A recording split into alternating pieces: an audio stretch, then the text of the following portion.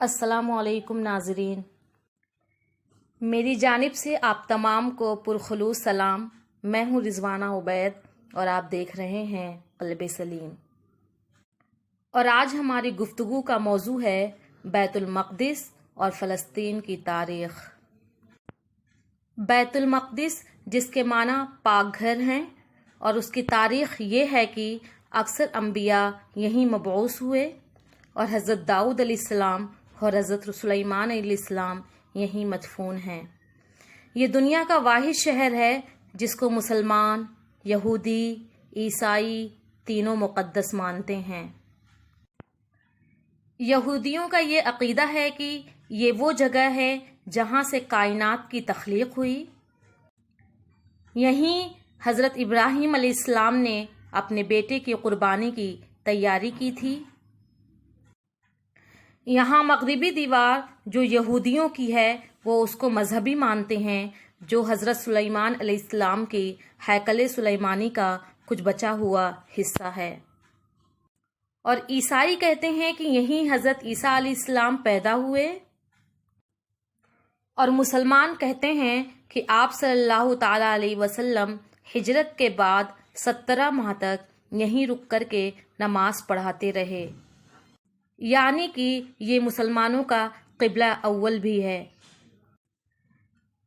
جب آپ صلی اللہ تعالی علیہ وسلم کو معراج ہوئی تو آپ صلی اللہ تعالی علیہ وسلم نے مسجد اقصیٰ میں تمام نبیوں کی امامت کرائی۔ یہ بہت قدیم شہر ہے جہاں پہلے عیسائی آباد تھے، پھر حضرت داؤد علیہ السلام نے اس کو فتح کر کے اپنا شہر بنا دیا۔ انہوں نے تقریباً 33 سال تک اس شہر میں حکومت کی۔ پھر حضرت داؤد علیہ السلام کے بعد ان کے بیٹے حضرت سلیمان علیہ السلام نے بیت المقدس میں معبد تعمیر کروایا، جس کو ہیکل سلیمانی کے نام سے لوگ جانتے ہیں۔ پھر اس کے بعد 635 عیسوی میں مسلمانوں کے دوسرے خلیفہ حضرت عمر فاروق رضی اللہ عنہ کے دور میں مسلمانوں نے بیت المقدس کو بازنطینی سے فتح کیا۔ تب یہاں پر یہودی کا کوئی معبد نہیں تھا، صرف کھنڈر تھے۔ حضرت عمر رضی اللہ تعالی عنہ کے حکم سے اس کھنڈرات پر ایک مسجد بنی۔ اس کے 50 سال بعد یہی مسجد اقصیٰ کہلائی۔ 691 عیسوی میں اموی خلیفہ عبد الملک بن مروان نے قبۃ الصخرہ کی بنیاد ڈالی، پھر اس کے بعد ولید بن عبد الملک نے اس کو مکمل کروایا۔ عربی میں قبۃ کو گنبد کہتے ہیں اور صخرہ کو چٹان کہتے ہیں، اور یہودی اور عیسائی اس کو دا ڈوم آف راک کہتے ہیں۔ یہودیوں کے مطابق حضرت سلیمان علیہ السلام نے یہیں پر ہیکل سلیمانی تعمیر کیا تھا، لیکن اس کی کوئی صحیح دلیل نہیں ملتی۔ لیکن نبی صلی اللہ تعالی علیہ وسلم کو معراج کی رات براق پر جبرائیل علیہ السلام کے ساتھ آسمان پر یہیں سے گئے تھے۔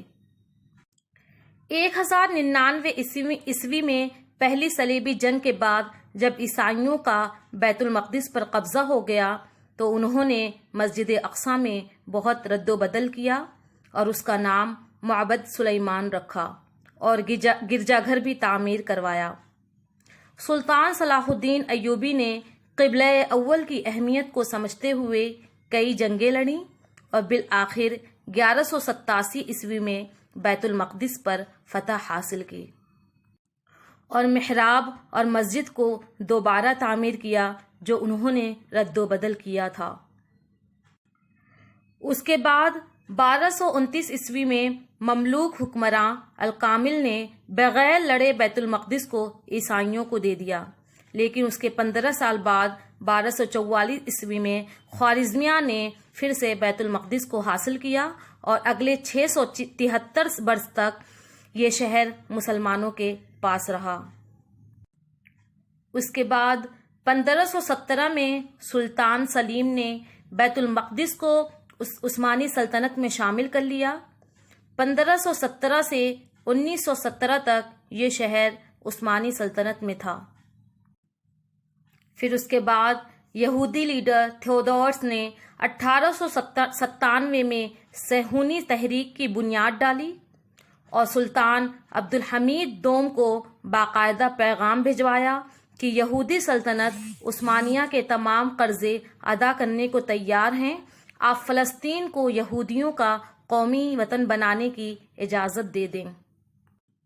لیکن سلطان عبد الحمید دوم نے کہا، میں سرزمین فلسطین کا 1 انچ بھی یہودیوں کو نہیں دوں گا، کیونکہ فلسطین میرا نہیں بلکہ امت کا ہے، اور امت نے اس سرزمین کی حفاظت کے لیے خون بہایا ہے۔